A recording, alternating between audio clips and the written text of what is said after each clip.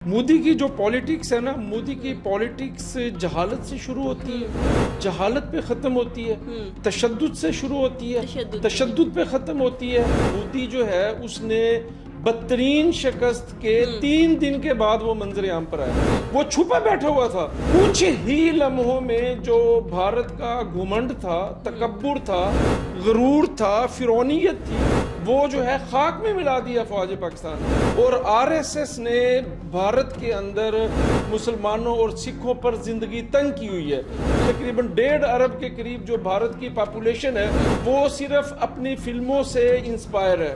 उनके ब्लड में जो चीज़ है वो झूठ है, वो ड्रामेटाइज चीज़ें हैं। मुझे तो ये लग रहा है कि कुछ दिनों के बाद ये आरएसएस जो है ये कहीं मोदी के घर पे हमला न कर दे।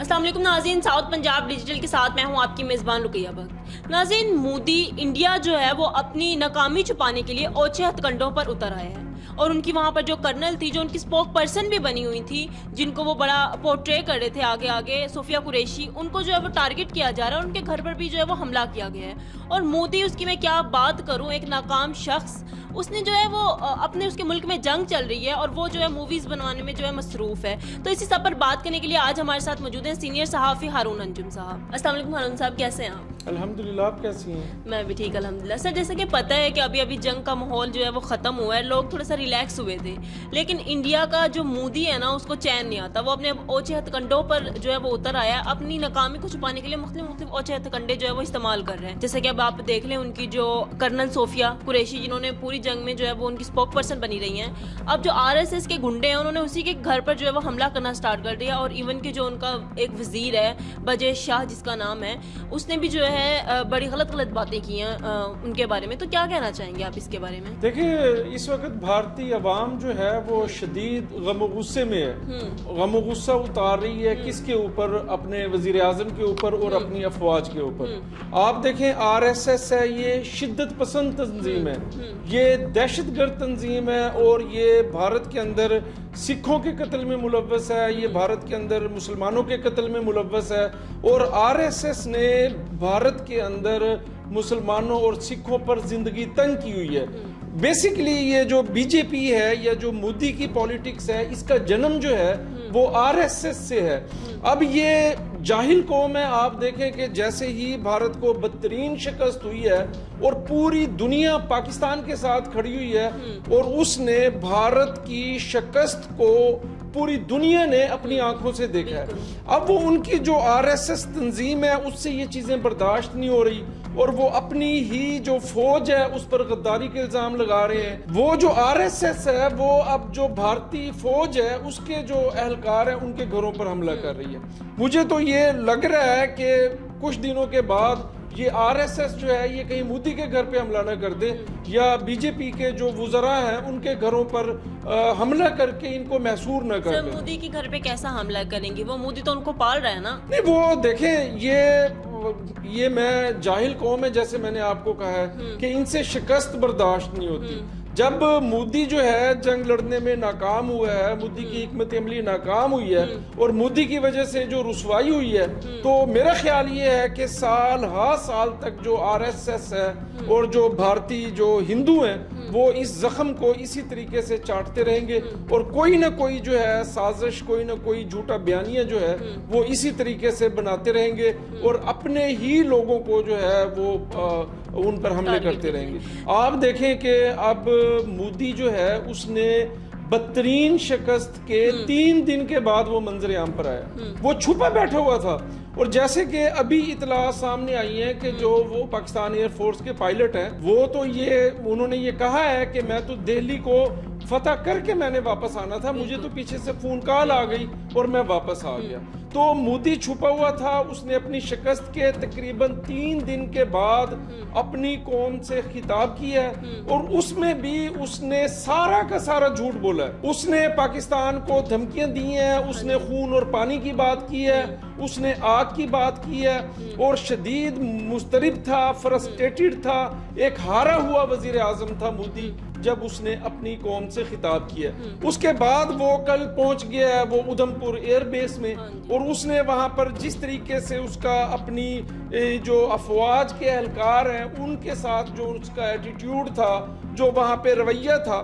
اب مودی کو کوئی پوچھے کہ تمہاری ایئر فورس کو بدترین شکست ہوئی ہے اور تمہارے اوپر جو تمہاری اپوزیشن پارٹی ہیں بھارت کی, وہ فرانس سے کمیشن لینے کا الزام لگا رہی ہیں رافیل طیاروں کی ڈیل میں, اور رافیل طیاروں کو پاکستان نے مار گرایا ہے, اور اب اس کی جو ویڈیوز ہیں وہ پوری دنیا کے سوشل میڈیا پر جو ہے وہ سامنے آ چکی ہیں. اور آپ کس چیز کے لیے آپ گئے ہیں ادھم پور ایئر بیس پہ نا سر؟ جیسا کہ ابھی آپ نے ادھم پور بیس کی بات کی کہ مودی وہاں پر گیا, کیا یہ بالی ووڈ سے اتنے انسپائر ہو چکے ہیں؟ وہ 4 بجے وہاں پر پہنچا تھا, اس نے پورے اتنے گھنٹے کی شوٹنگ وغیرہ اپنی کی, اس کے بعد وہ واپس آیا, اس کے بعد جو ہے وہ ایڈیٹنگ وغیرہ کی گئی, کیونکہ اس میں نا ٹرانزیکشن بہت زیادہ نظر آئی تھی ٹرانزیکشن, تو وہ جب ویڈیو اپلوڈ ہوئی تو صاف نظر آ رہا تھا کہ اس کو کتنی بار جو ہے وہ ایڈٹ کیا گیا ہے, اور وہ اپنے پیچھے جو ہے وہ S-400 دکھا رہا ہے جبکہ وہ صرف ایک میزائل لانچر ہے.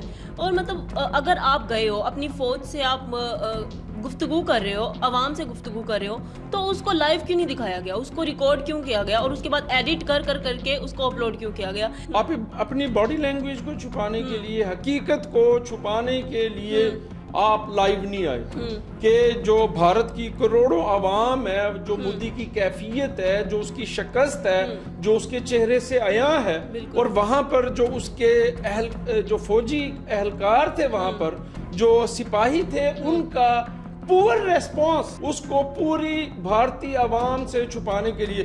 دیکھیں بھارت کا جو سب سے بڑا پرابلم یہی ہے کہ بھارت کے سارے نیریٹو کی بنیاد جھوٹ پہ ہے. بھارت کی جو فلم انڈسٹری ہے, پورا بھارت جو ہے تقریباً 1.5 ارب کے قریب جو بھارت کی پاپولیشن ہے, وہ صرف اپنی فلموں سے انسپائر ہے. ان کے بلڈ میں جو چیز ہے وہ جھوٹ ہے, وہ ڈراماٹائز چیزیں ہیں, وہ آرٹیفیشل چیزیں ہیں.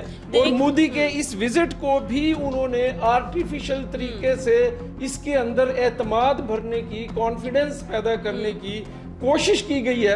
حالانکہ اطلاعات یہ ہیں کہ جب مودی وہاں پہنچا ہے تو مودی سے نفرت کا اظہار کیا ہے اس کی فوج نے, اس کی پالیسیوں سے نفرت کا اظہار کیا ہے, اس سے ڈسٹینس رکھا ہے مودی سے اس کے جو فوج کے اہلکار ہیں, انہوں نے, سپاہیوں نے.